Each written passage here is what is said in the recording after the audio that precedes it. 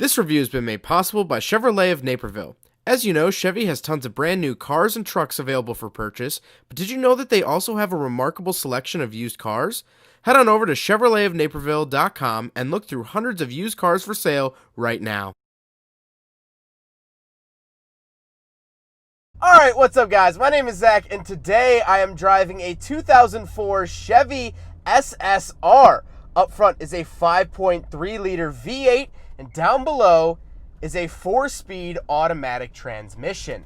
Now, this is by far one of the weirdest cars I have ever driven. It looks weird, it drives weird, it's just everything about this thing is just so flippin' weird, and we'll talk about that in a second. But let's get back to that 5.3 liter V8. Well, it makes a decent amount of power, 300 horsepower, and some good torque, 335. But the later 2 years, the last 2 years of the SSR, you could have gotten a 6-liter LS2.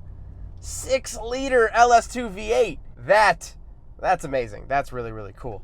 5.3 liter V8. You guys know it.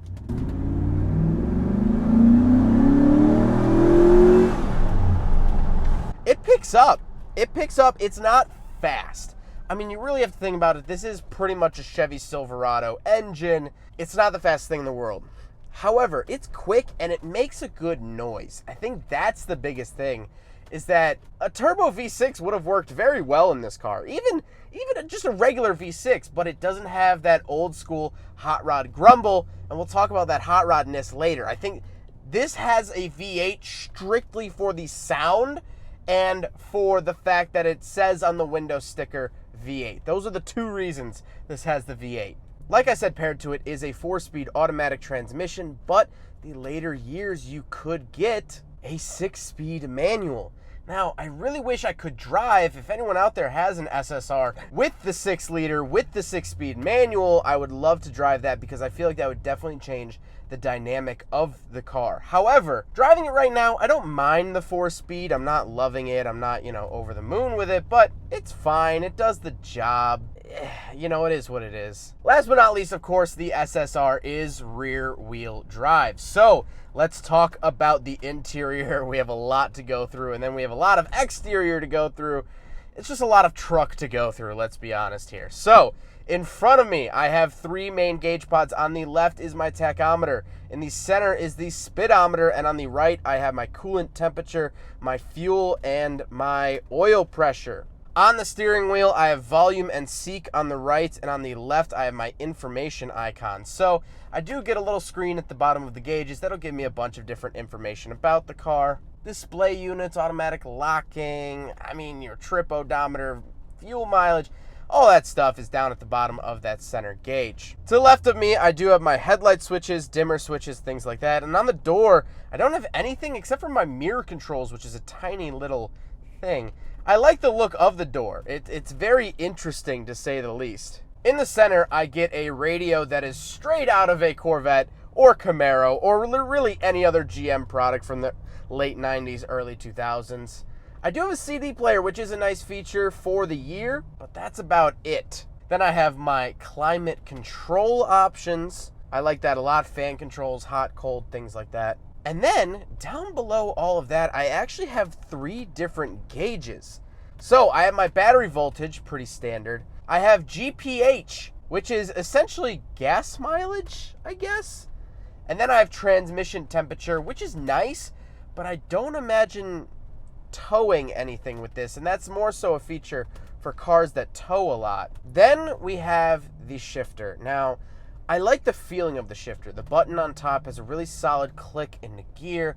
I think it's great. It really does feel good. However, the actual shifter itself is not labeled, and no, they did not rub off the buttons or anything like that.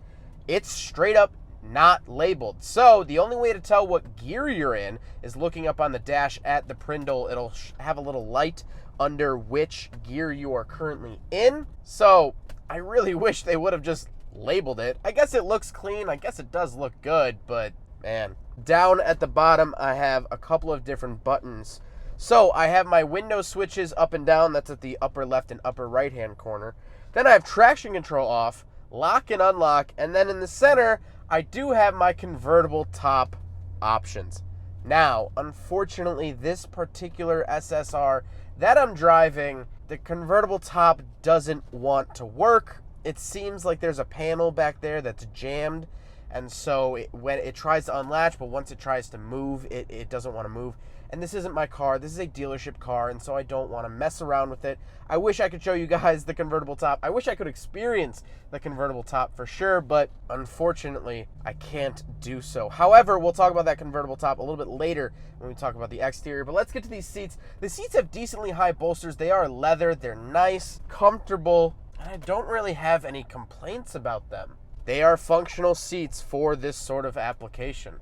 The seats are heated as well. They are down on the left and right hand sides of the seats. Very hard to reach, but it does have heated seats. Very nice option. However, I don't see this thing being driven in any snow anytime soon. Now, we don't have back seats, but we do have a trunk slash tailgate, so we'll talk about that around the back. All right, so we're on the back of the Chevy SSR, and I mean, where do we even start? Well, we can start by popping the trunk. Little popper here on the key fob. Lift this up. It does have hydraulics, which is very, very nice. But that's as wide as it opens to fit your whatever needs in. Well, we can put down the tailgate, of course. You actually have to reach in here, and then you can pull this down. That's just like a regular tailgate of a truck. I do have these wood slats. However, they're just Velcroed on. And I would be shocked if those are real wood. Have a nice bag. These are the SSR floor mats, and this is the actual owner's manual, which is really, really cool. Chevy SSR, and I'll leave that closed. Now, you can use this as an actual truck if you want to, because you could actually unbolt these hinges and just take this piece off, which is pretty interesting and actually helpful. You can actually tow stuff. But the interesting thing is to then put the cover back up.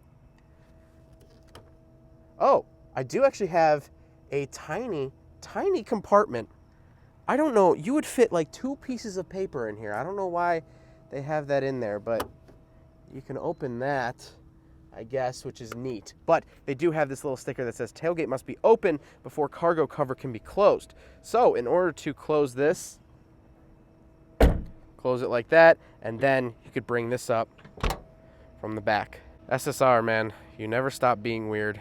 Now we have to talk about the looks. This thing looks ridiculous. It looks strange. It's weird. It's styled to look like Chevy trucks from the 40s and 50s, which in theory is cool. You know, when I was a kid, I grew up, my grandpa had a 1931 Ford Model A, and we actually still have that in our garage today. I love that car. It's great. And I always thought as a kid, why didn't they make new cars with the same old bodies? Why didn't they keep that old styling? Old cars look so cool. Everyone wants an old car. That's cool. Why wouldn't you just keep that and just put modern technology in it? Disc brakes, you know? Maybe a smaller turbo, more fuel-efficient engine, things like that. I wasn't thinking that grand when I was 8 years old, but I was thinking, why don't they make Model A's today? And this, the Chevy SSR, is the exact idea coming to fruition about what would happen if you made a car styled like it was 70 years old. This whole truck is really for hot rod enthusiasts that don't want to buy a hot rod and have one built. This is a out-of-the-box hot rod. Why do I say that? Well, first of all, the retro styling. It looks like a modified old pickup truck. It looks like they took an old pickup truck and they added bigger fenders and smoothed out the body a little bit. The rear end, the rear taillights, just those 2 little circles, that's a pretty common thing to do to like Chevy S10s. They moved the taillights to the very bottom. I mean, that's like a mini truck thing to do, those tiny, tiny taillights. This shifter looks sort of like a Hurst shifter you would buy aftermarket and stick into your hot rod. Convertible top or chop top, hot rod sort of thing. This is a hot rod that you buy and you want nice AC. You don't want to build it. You don't want to have to go through the process of making a hot rod. This is a factory hot rod that you could have bought from 2003 to 2006. I keep wanting to call this a car. This is a truck. It's weird. I don't know.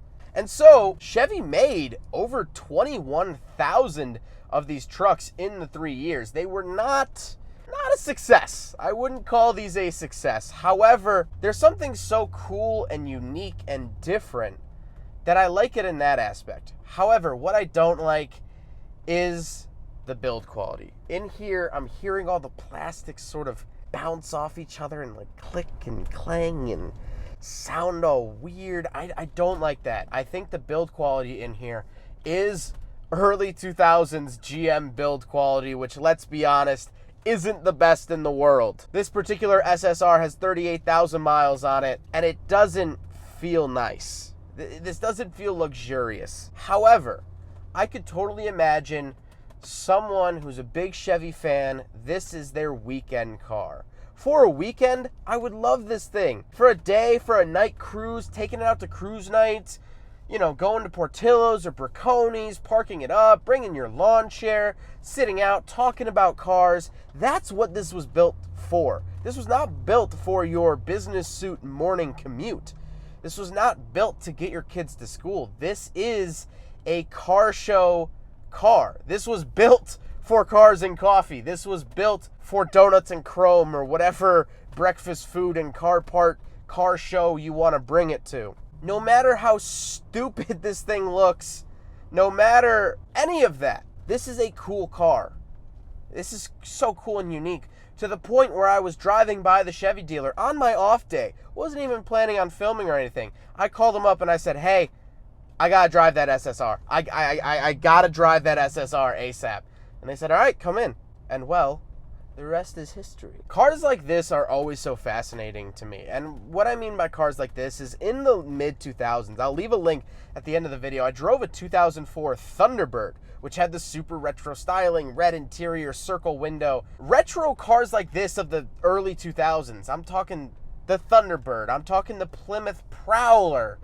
It's just such a funny time in the automotive world. We were kind of in a good spot. This was pre-recession of 2008, but it was also post 9/11, where America was filled with pride and together, a feeling we haven't felt in the last 19 years. We were happy, we were drunk off of American pride, we had the money, so we built these weird cars. And now today, these are garage queens and car show vehicles. And I'm really happy I got to drive one. The build quality is bad. It's not fast. It's just so different. It's so unique. And I'll bet you, no, I can promise you, my talking point with my friends for the next week or so will be the fact that I drove one of these and that it's a convertible pickup truck. My friends are going to hear about this, and I'm going to tell the SSR's story with a smile on my face. Well, I hope you guys enjoyed the video. Huge thank you to Chevy of Naperville for letting me take out their Chevy SSR. This thing is so cool. It is for sale right now. Their information is up on the screen and linked in the description below. Please go check them out if you're interested in an SSR or any other Chevy product. They have hundreds of used cars as well. Please go check them out. They are absolutely awesome. But I hope you guys enjoyed the video. Don't forget to rate the video, comment on the video, and subscribe if you really liked it. Take care, guys.